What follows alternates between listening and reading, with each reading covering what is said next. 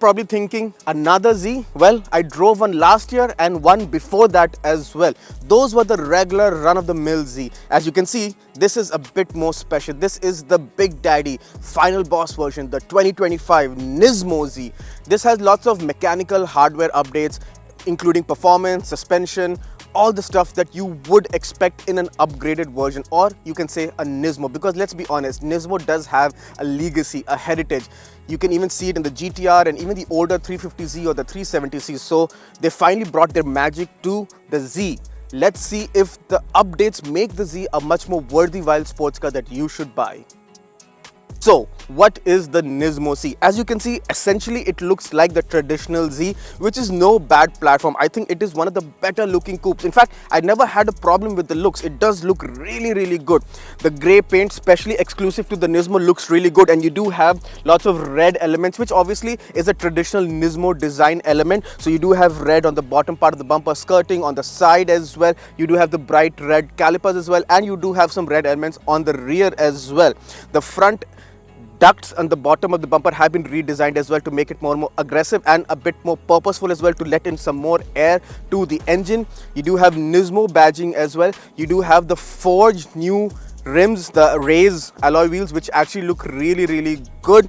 You do have a tuned exhaust on the back as well, which sounds a bit more louder and does have more pops and bangs compared to the regular Z. On the inside, you do get bucket racing seats, which I think look really cool, and they serve the purpose. Very aggressive, very hardcore, and they really hold you when you're pushing this sports car on your favorite twisty road.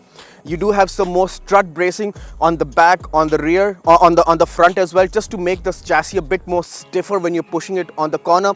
As I said, you do have the bigger brakes as well. You do have 20 more horsepower. So the regular Z has 400 horsepower because it was called the 400Z. This has 420 horsepower, which doesn't sound like a lot, but when you drive it back to back, especially with the regular Z, you will feel the power, because this also has stickier tires on it, which definitely helps it put the power down much better as well, which I think is very essential and a crucial problem that I faced in the regular Z. This does not have it, but again, more in that in the driving part. I'm now behind the wheel of the Nismo Z, so let's get the numbers out of the way. This has the same 3-liter turbocharged V6 engine, but for the Nismo it produces 20 horsepower more, so 420 horsepower. Is still rear wheel drive, and the Nismo only comes with the 9-speed automatic, no manual. However, they have announced that next year they are going to bring a manual for the Nismo, which is I think a major win. So yeah, let's see how it drives. Slot it into drive, which is very weird, the shifter, but yeah, overall the moment you get into it, it feels much tighter. And as you can see, I'm in Sport Plus, and the suspension is so stiff on this. It's really stiff, and if you plan to buy this car, please take a thorough test drive, because the ride can make or break the deal for you.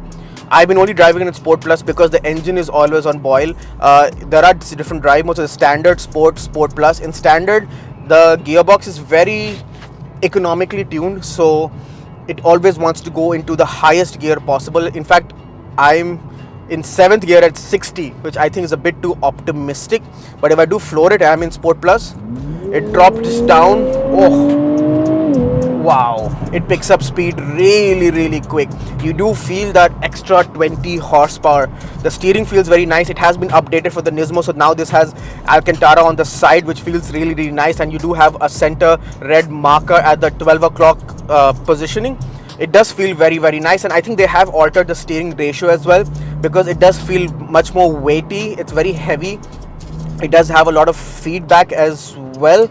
It does feel very nice to drive. The ride, as I said, is very bumpy. I'm on some bumpy tarmac. It's not the most bumpy, but yeah, it is bumpy. Oof. And yes, you have paddles, so you can drop the gears. Oh, on boost, it does pick up really well. Wow. The Z really handles really well.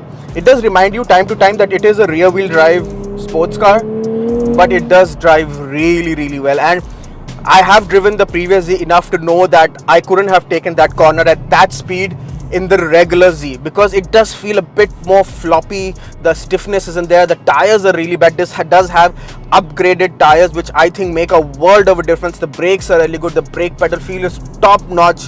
The steering ratio is really nice. The gearbox is a bit lazy, but I usually just keep it in D in Sport Plus, and I let the car do the thinking where it wants to hunt. If it wants to put a gear down or two gears down, I let the car do the thinking. But yeah, it's actually really fun to drive. The seats are very nice. The buckets, which are exclusive to the Nismo, they really hold you tight into place. So you are definitely not getting thrown around in this car if you do push it. Overall, what can I say? It's been really fun to drive, and I've really enjoyed driving the Nismo. I actually didn't expect it to like it so much. Good job, Nismo. Now, if they only made the regular Z this good. In conclusion then, the 2025 Nismo Z, honestly I had a lot of apprehension, because as much as I liked the regular Z, I had some fundamental issues like the way it drives and the way that it doesn't put the power down properly, or the handling is a bit too flappy. But they've worked their magic, the Nismo department, and they've really fixed the Z. I think now it handles really well. The power was never a problem. 20 more horsepower is always a bonus. I think it looks really good. I think it is the best looking car in its segment. Sorry, Supra owners.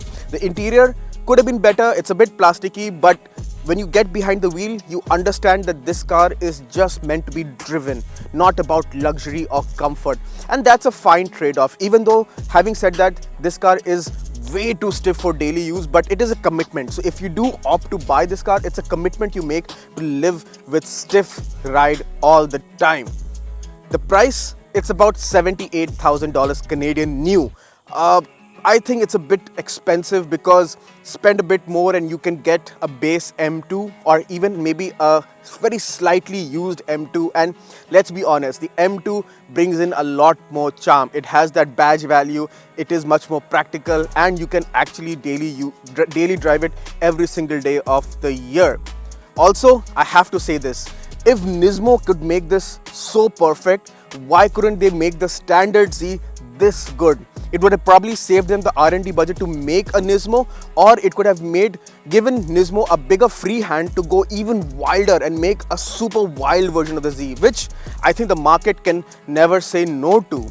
If you do go to dealers, you'll find lots of inventory of the regular Z and the Nismo, which is actually really sad, because the Nismo is actually really good. And I just searched casually online and I saw cars with almost 15k, 20k. I saw one for 59,000 listed. It had only 1500 to 2000 kilometers on the odometer, which is peanuts. So I would say that if you're in the market to buy one, if you can afford it, definitely buy it new.